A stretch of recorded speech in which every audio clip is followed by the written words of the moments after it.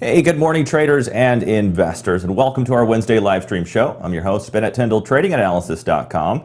Thank you all so much for tuning in. We've got the team on standby. We're going to bring them in just a moment. Before we do that, I just wanted to wish you all a happy holidays. We're just around the corner from Christmas, just around the corner from the new year. It's been a lot happening in the markets. Markets continue to probe lower, which really should come as no surprise. We looked last week at a structure from the early December lows. So December 3rd in through the most recent December 8th high in the indexes, December 8th, December 9th. We had counted a structure that was at or nearing completion. So we were anticipating a corrective retracement.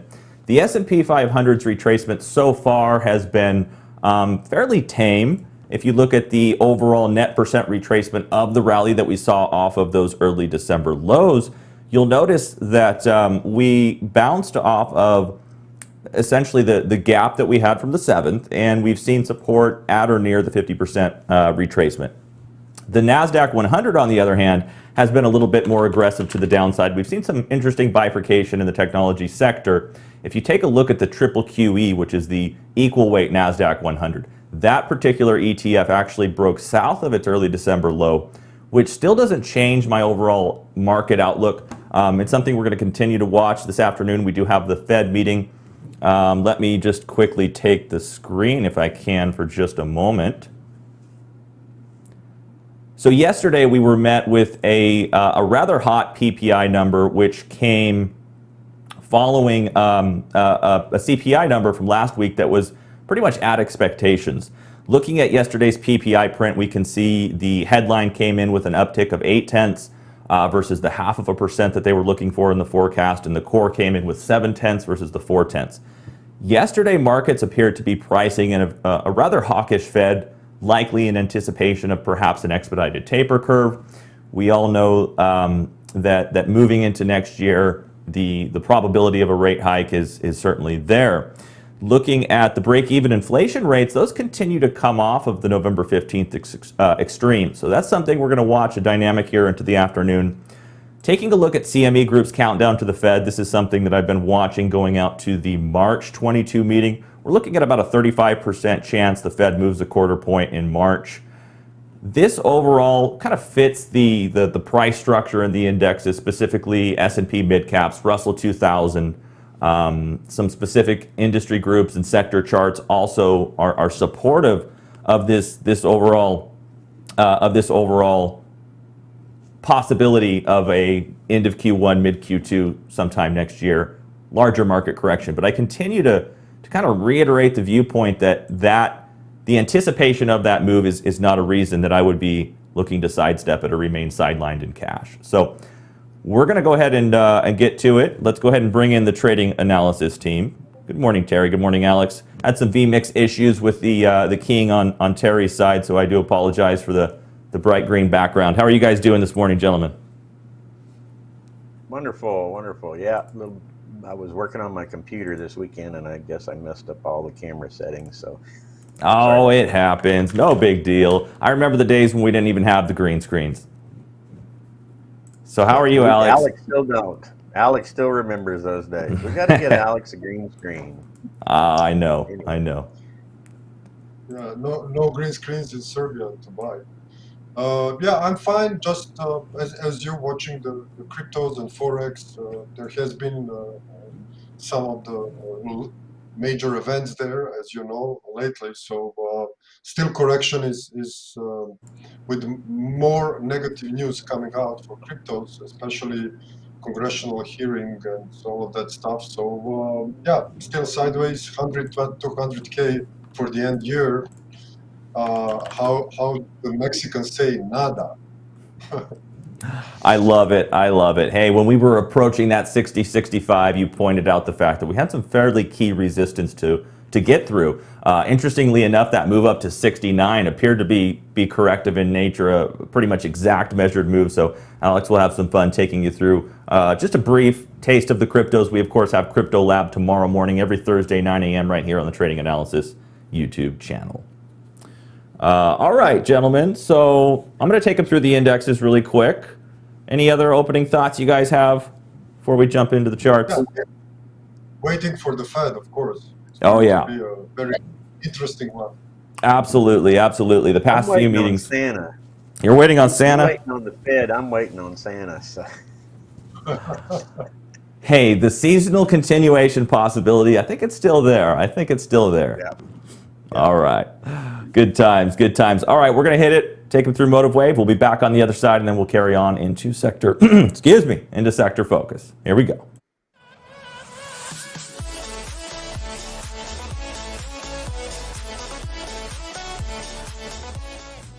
All right, good morning once again, and thank you guys for tuning in. We appreciate you taking time out of your Wednesday morning. We do realize your time is valuable. So let's hit it, hard right edge of the Motive Wave platform. We're taking a look at price action. Looks like we might be having audio issues. I think it's probably on your end. Let me verify our stream feed here. Yeah, I think it's likely on your end. If you refresh your browser, if not, you can, since you're on mobile, try the actual YouTube application in mobile. All right, so let's hit it. We're taking a look at the S&P 500, and I've taken you right to a 1 hour chart. So if you'll notice the upper left-hand or mid-left-hand corner of your screen, that's where markets met their early September highs. That early September high in the indexes was really an interesting moment because we had a zone in the NASDAQ specifically that we had identified, a 200-point window and a 15,000-point index at the time, that we had identified as a high probability stopping point for the index, anticipating a corrective retracement. It was such a major zone of fib that I was even considering at the time that could be that higher degree wave one. We get maybe a 20 to 30% move to the downside. We did see a correction from the early September highs, but markets turned that correction into just that. It was a correction, it was brief, and we moved right back up through the early September highs. That was a key move for me, personally, looking at the NASDAQ. So here in the S&P 500, you'll notice that early September high, we corrected lower into the October low. We moved higher in a 5-wave trend. We had identified the upside fib projection clusters that we were anticipating the S&P. We met, and we were kind of anticipating this corrective retracement. So this overall 50% haircut of the rally from the October low into the November 22nd high should not have come as a surprise. The move, I feel to be corrective, meaning that if I'm wrong and the analysis that I'm about to present fails and we move south of 44.95 before making a new high, that gives me the conviction that we're just in an extended corrective trend. So looking at price action here from the November 22nd high into the December 3rd low, you have what unfolded as a complex measured move correction. Your Y wave was exactly equal to your W wave. That took you to about a net 50% retracement of the overall rally. And from there, if I get you off the 1 hour chart, we're going to go right to a 15-minute chart. You can see here's your November 22nd high for context and your December 3rd low. When markets rallied into the 6th of December, and we've got this bit of a pullback from downtrend line resistance, trend line sourced here, confirmed here December 1st. You can see the interaction with that trend line in the instance of resistance, a little bit of consolidation. The 6th, the move up there on the 6th could have simply been another aggressive counter trend move, which we had seen multiple instances of since the November 22nd high. But what followed was this. We got an acceleration gap on December 7th. That acceleration gap December 7th was met with an immediate gap and go. We consolidate price action, we move up, and now we have a 5-wave trend. We discussed last week the possibility that this was some sort of 1-2, 1-2. I just couldn't support such a count when we were up against the major 786 retracement of that November to December sell-off. So we now have 5 waves up in the S&P to December 9th. From there, we have an unmistakable 3-wave trend into the low of December 9th and a 3-wave move back into December 11th. The 3-wave move back into December 11th was a 1-2-7-2 external retracement of the 9th sell-off, and we're now seeing a 5-wave progression to the downside. This 5-wave progression might actually be complete. 3-4 may have occurred yesterday, and we actually inked out the low of the corrective trend yesterday. We're now moving impulsively higher today. I'm going to allow for this to make another low before we get to the Fed meeting. So with the markets pricing in a very hawkish Fed yesterday, I continue to feel the surprise could be to the upside, and that markets are overreacting to yesterday morning's very hot PPI data. So with this flat correction that I'm proposing in this orange wave 2, this gives us a downside zone of support in the S&P between the 786 and let's call it the 618, so 45.39 to 45.74. That's where I feel the S&P can find support and begin an upside move to take us back through the November 22nd high. Now, I pointed this out a few weeks back, and I'm going to go ahead and mention it again. That down here on the 1 week time frame, I continue to track price action from the COVID low as still being contained in the same degree of trend. What does that mean? Well, simply put, that means I should anticipate a wave 2 correction that exceeds anything we've seen since the COVID low, and I would anticipate that to occur sometime end of Q1, mid Q2 next year. I did an exercise with our clients a couple of weeks back, and I measured all of the primary degree wave 2 corrections that have occurred since the credit crisis lows. And we noted that even if this orange wave 2 were to be as large as the largest primary wave 2 correction, it could still just take us back to revisit current levels. So I'm not bearish. I continue to feel, even with the inflation no longer being, quote, transitory, which we're going to hear more on this afternoon. We're not obviously anticipating a move in rates, but we are very interested in the language and any discussion as it pertains to tapering and potential rate hikes in 22. But I continue to remain bullish in that we are going to work through these supply chain constraints and issues. So from the weekly back down to the 15-minute chart, what happens if I'm wrong and markets do break lower? Well, I have to take you over to the NASDAQ to illustrate what I would anticipate occurring if that were to be the case. So over here in the NASDAQ, we have a very similar wave count. We're looking at from the October 4th low, which occurred as a measured move correction, 5 waves up, concluding November 22nd. From the November 22nd high, we're going to zoom right in on the 20-minute chart. You'll notice price action moves down in 5 waves. We correct in 3 waves. The 3-wave move was actually had an expanded B wave.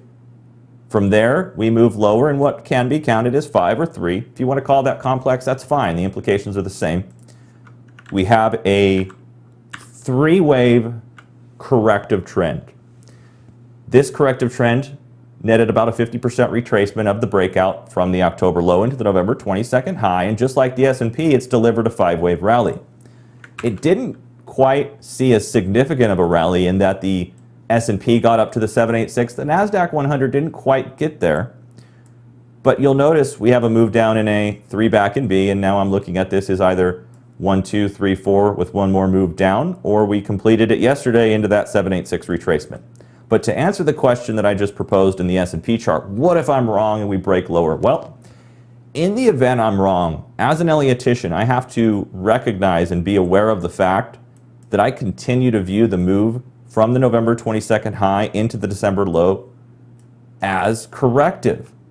That means that with this move back, the alternate view would be an ongoing correction. So would I anticipate a 3-wave trend to occur to the downside after completing a major higher degree structure? Absolutely not. Could this move up into December 9th be a massive, let's call it, 2% plus truncation of a major wave 5? Highly unlikely. If that's a truncation of a wave 5, and I saw a chart that suggested that out floating on the internet, that's the most unusual truncation I've ever seen. So if I'm wrong and we do break lower, I'm going to be looking at this as 3 down of W, a sharp X wave retracement, and looking at this as, yet again, 3 waves back to the downside. I have that decomposed here. This, if it occurs, is not all that surprising. We had identified, going back 2 months now, an alternate end-of-year scenario that could take us back to those October lows. But again, given the fact that we have 3 down, we're going to continue to view this, even if we break through those December lows, as a corrective trend. So that's it for me today. Let me take you over to the Russell 2000 really quickly, and then we'll wrap up with my section of the webinar this morning, or the live stream this morning.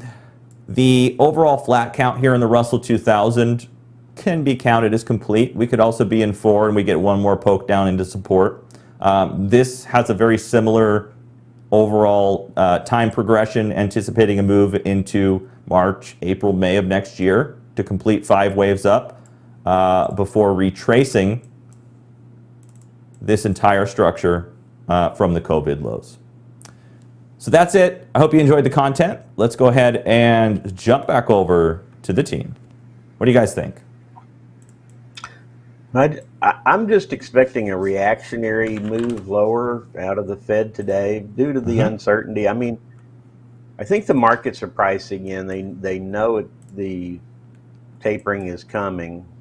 And yeah, it started, yeah. Whether or not the tapering itself is the thing that's going to cause the market to go down, or the rates later on in the next year or two as the Fed starts raising those rates, I think it's the uncertainty of how the Fed is going to handle the pressure that they continue to receive from the media circus about whether they need to tighten or not. So it's a little, I think it's a known thing they're going to do it. It's just how it gets executed as to whether the market is afraid of that. So. Yeah, definitely. I mean, they started the 15 billion a month taper in November. With the PPI data, I think the fear is that they're going to expedite that curve in an effort to get tightening that much sooner. But again, it all depends on the course of inflation and how things progress. So it's a question mark, but we're going to continue to take our signals from the hard right edge of the chart. All right. There is only one. Go ahead. Bennett, yeah. Usually December, I mean, despite all of this news, we're going to have December is, as you know, most likely, we have seen December as being a totally false moves producer, because there is a lot of end-year flows, absolutely, and that can be in currency, commodities, in stocks. So I think the right picture, despite the Fed and maybe the current move, we might see only in half of the January when the new year starts. So just we have to be in mind that December is usually, these experienced guys don't even trade in December. I mean, they just lock their computers and go away, because the price action sometimes it doesn't have to do with anything real, and it can go and it can reverse very quickly, especially in currency. So we have watched that a number of times during the last 10-15 years. So watch out on the December price action, especially as we go close to, let's say, Christmas 25th. So that is usually called end-year flows, where you either need to close your positions or you need to kind of check your balances for your bookkeeping for the end year. And Alex, to your point regarding that and the sporadic nature of December trading at times, perhaps that does tend to favor or lean towards the idea that was W to the downside, X back to the upside, and we are in a more complex situation. We reiterated this with our clients yesterday. We're gonna wait on the Fed and wait on the market to make its move. So excellent point, Alex. I think that's something we need to be aware of going in this afternoon. All right, Mr. Terry Long, sir, you ready to hit it? Take us through the Optima platform. All right, here we go. We'll be back on the other side.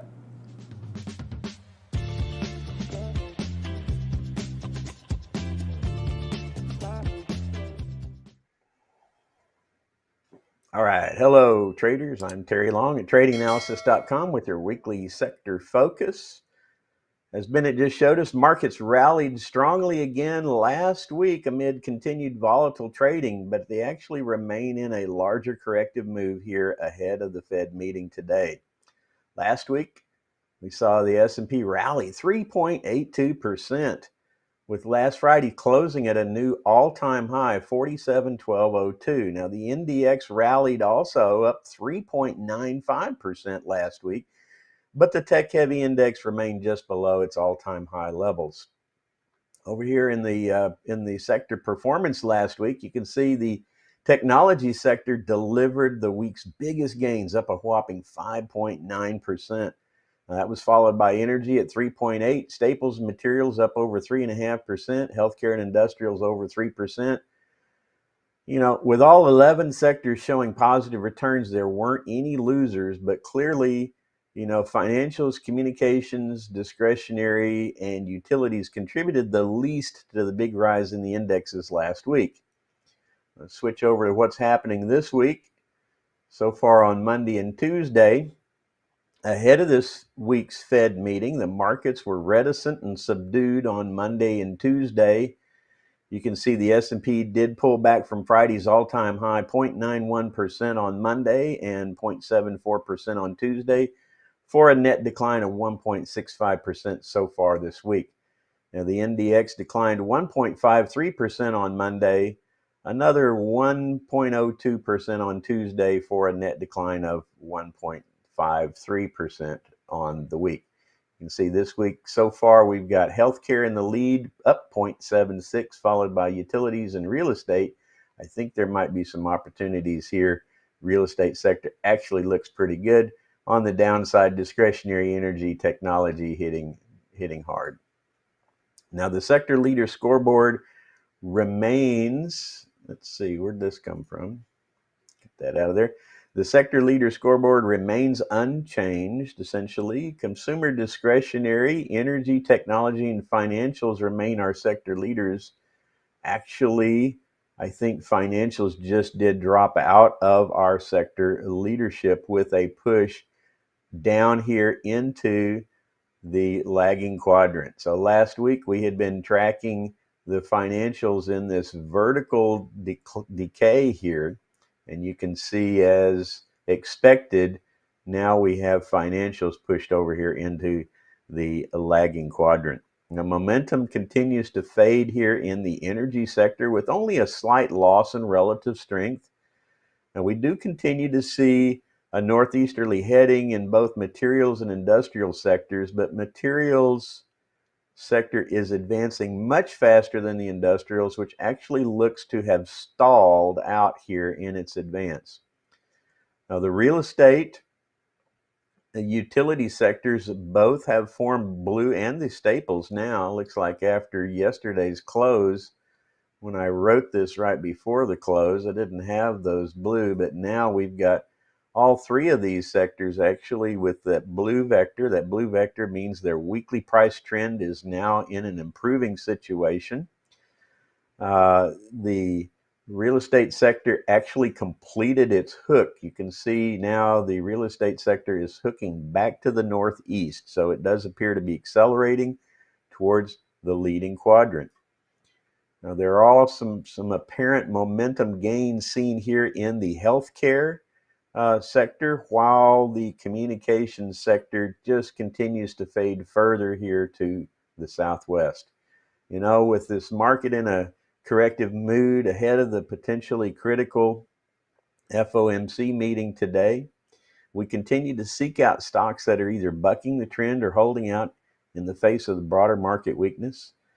Check out my sector spin video this week on our YouTube channel, where I'll provide you some Christmas color commentary. That's all for now. Bennett, back to you. Much appreciated, Terry. Thank you so much. Yeah, that video just went out this morning, so be sure to check it out when we wrap up.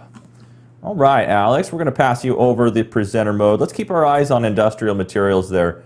Some interesting moves in development there. I like the wave structure in those particular sectors. I'm actually probably picking up some stuff in the real estate and the healthcare sector as well, as it looks like conditions are improving there. Awesome. Love it. All right, Alex, you ready to hit it? Yeah, let's go. All right, here we go. We'll be back on the other side.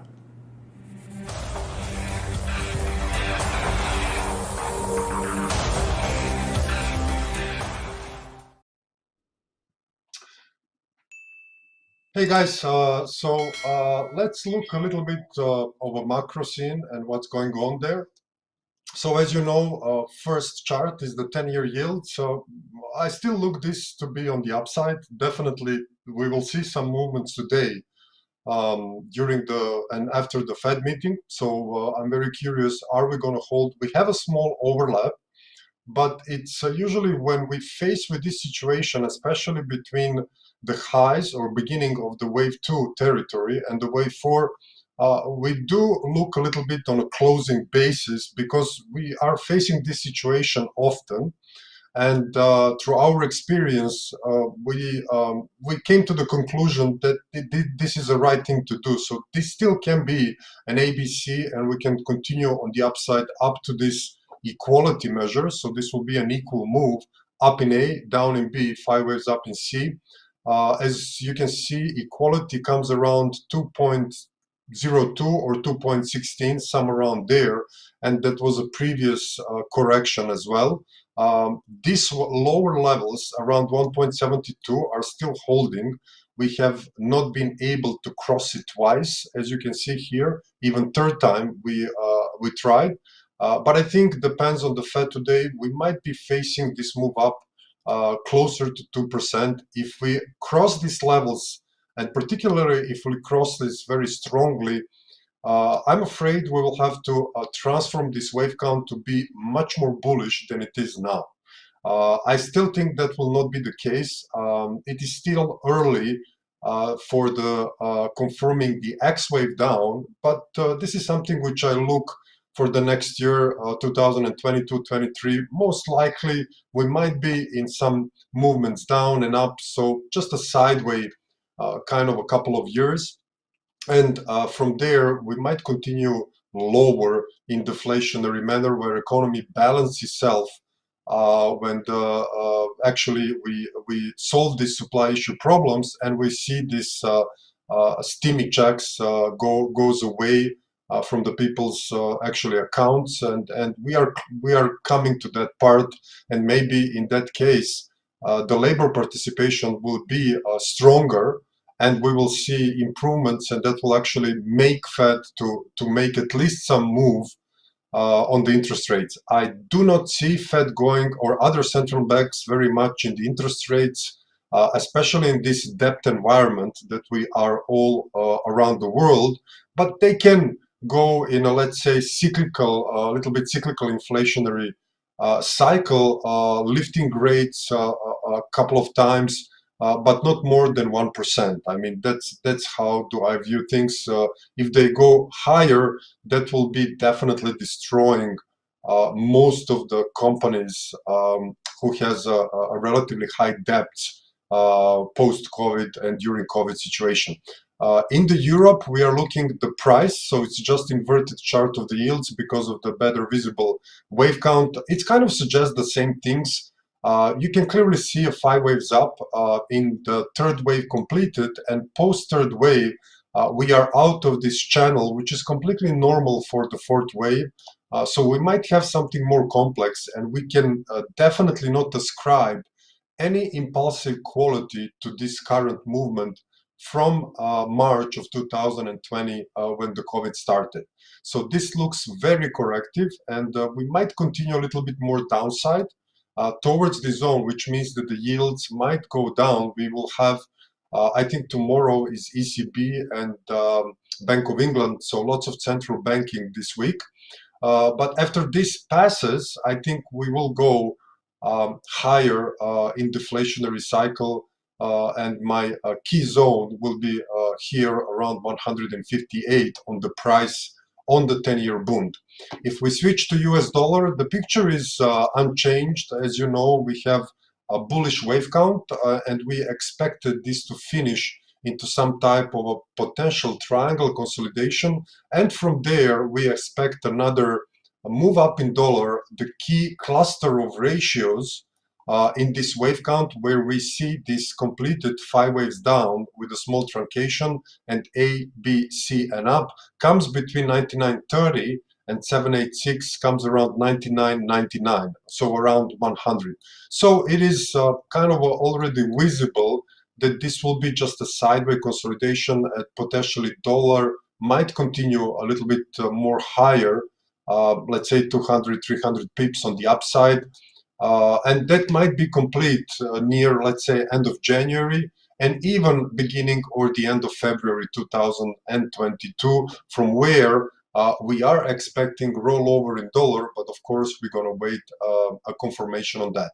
Any passing of these levels from the dollar will have to change completely our view, because then we will have to turn more bullish on dollar, and that I think it's not going to be a good thing for the emerging markets and the overall economy, because dollar is still reserve currency and a lot of offshore debts are denominated in dollars, and every move in dollar on the upside endanger their payments because majority of credits are denominated in dollars outside of the US.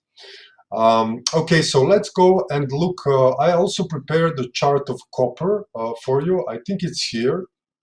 So copper is moving down. I'm treating this as a 5-wave move on the upside. We have maybe a little bit small truncation here.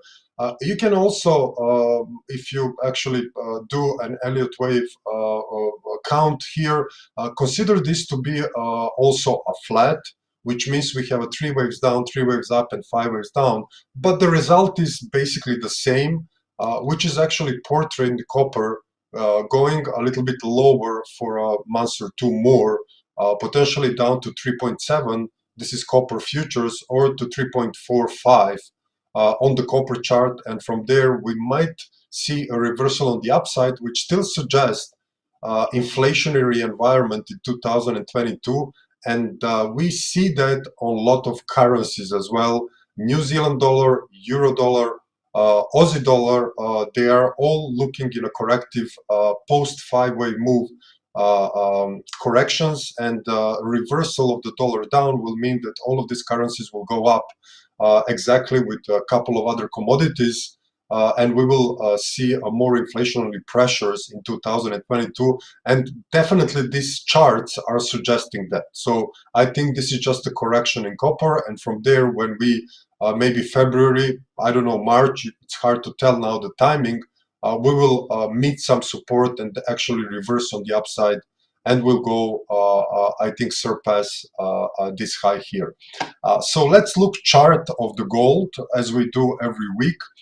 Gold is still in consolidation, and we have a two waves. One of the wave count so far is this triangle wave count. As you know, we are tracking this, and this is a very sideways corrective price action. We are still looking for a move down in E wave as long as this support of 1672.59 is holding.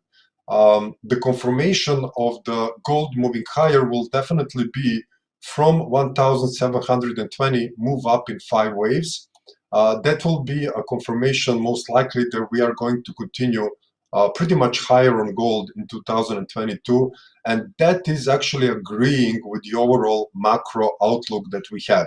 So the other wave count is a little bit different. It treats this as a triangle in X, and just a little bit more downside. Usually when you have X as a triangle, the downside from these key levels will not be big, maybe $100, and from there we might continue towards this target close to 2,300, 2,500 on the upside in 2022. So what actually this chart on gold is telling us, either we are going to face some major risk, global risk, I mean geopolitical one, and actually gold will be bought as a natural hedge of the geopolitical instability, and we see that lots in the last couple of months, or we are going to be in inflationary environment, and gold is actually going to be bought as a hedge to retain the investor's value and grow on the upside in the light of a bigger and sustained inflation numbers. Or it might be a combination of these two things. So definitely we are going to continue to treat this as a corrective, and I think 2022, January, February, as well as with chart with dollar, silver, some of the currencies, gold, in my opinion, is definitely bullish. Of course, we're going to wait confirmation. So silver chart is actually portraying the same. We have been tracking this rather successfully. I did change a little bit of this because of discrepancies, counting this as a clear 5 waves. So the result is the same. So if you treat this as a 5-wave move instead of treating this as a 5-wave move, which I think it's a more appropriate on this wave count, you can count this as a corrective complex WXY, which is going to finish below the support level. This will be a wave A, move up in B, a little bit down around 18, 17, and that's kind of a pairs with the dollar move on the upside, and gold also staying in a consolidation or a little bit more downside. So all of these charts has a kind of a if you look the common denominator, how they develop. And I think this will be appropriate for silver. We will going to, of course, follow that for you and present when we see, especially a 5-way move up, which might actually be a reversal signature, which will suggest that the silver will continue higher, reaching 33 to 48 in the 2022-23. Let's just mention a little bit of cryptos and I will wrap it up. So Bitcoin, we have been very vocal about this market expectations towards the end of the year, about 100K to 100K. Obviously, we are not going to see that until the end of the year. Bitcoin is barely moving in a sideways. Volumes has dried up. They're very small. I do still think we are, at least for now, bullish on the Bitcoin, considering that sideways consolidation in one form or the other. There is also a possibility of a flat. So key levels on Bitcoin, 40K, 30K. In whatever scenario, my pick is a triangle. So this is what I'm looking is going to develop. In any case, if the flat continues further to the downside, we might hit 30, 32, 28K, and from there continue on the upside. In the triangle wave count, 35 to 38 will be the support level. So we're going to break this key 40K just a bit, and then we're going to go in a D wave, E wave, and continue on the upside. So as long as this wave structure suggests we are in a sideways consolidation, pairing with this wave 2, we are going to stay bullish on a Bitcoin, expecting one more move up in this sequence starting from January 2019. If you want to see what's going on the other cryptos, you can visit our Trading Analysis YouTube channel, where we're gonna air Crypto Lab with Alex, where we go a little bit deeper into crypto space and explaining a couple of more things and showing a couple of more cryptocurrencies, and follow up the latest news, total crypto market cap, and many other stuff. So yeah, so if you want to see more on cryptos, tune in tomorrow for the Crypto Lab. So back to you, Ben. Much appreciated, Alex. Thank you, sir, as always. And if you guys are interested in more crypto-specific coverage, please join them tomorrow morning, 9 a.m. right here on the Trading Analysis YouTube. So, hey, Alex, what do you think about Wave 4 and Bitcoin maybe even being a flat? Are you still tracking that as a possibility? Yeah, I mentioned that. In that case, we'll move from the higher, less highs. It's only now in 3 waves. So if we start without the X wave, invalidating actually the potential flat or something impulsive, if we continue now lower, flat is definitely going to be a possibility. And that will go, that even if we have an expanded flat, that might reach 22 to 25, 26K. So that will be pretty much disastrous. Beautiful. In this situation, I definitely don't, in this moment, disregard that possibility. Although if I see a move up in an X wave, invalidating the wave 1, that possibility will be off, and actually the triangle will be the best option. So we still don't know in this moment. Yep, very good. Much appreciated on that. Yeah, I just think, you know, looking back at the December 2017 high, I guess that was, if you look at the ramp up in July, August of this year, we really didn't spend a whole lot of time at that previous 19 to 20, K level. So wouldn't that be something if this does turn flat and we move all the way back to 18 to 22 region? Definitely. That would be something. yeah, market didn't expect that. Most of the crypto community was poised and bullish for 100K. Yep. So this is already a big hit. Throwing down the ice. This expectation and flat will be even more disastrous, to my opinion.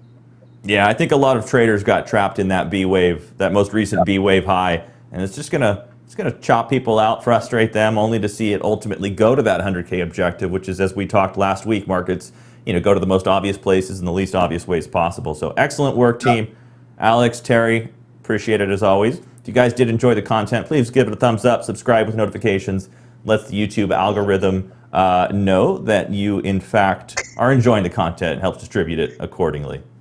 And I did do a random number generator. We've got a winner on our course, so I'm going to send you a message specifically on your YouTube, your Gmail there. So we'll leave it at that. Check us out, tradinganalysis.com members. We'll see you in about 26 minutes, 25 minutes. Markets are open, mostly sideways. Quiet so far. Any other final words of wisdom before we let them get out of here? Better get that shopping done. That's true. You got 9 more days till Christmas, so. That's true. I just replaced our old 6-foot Christmas tree. I got a 7.5-foot Christmas tree, and we've got 10-foot ceilings out there. But my goodness, I didn't. You get it. You look at it in the Home Depot, warehouse, small, and you get it home, and it's like one of those Chevy Chase's Christmas vacation moments. So.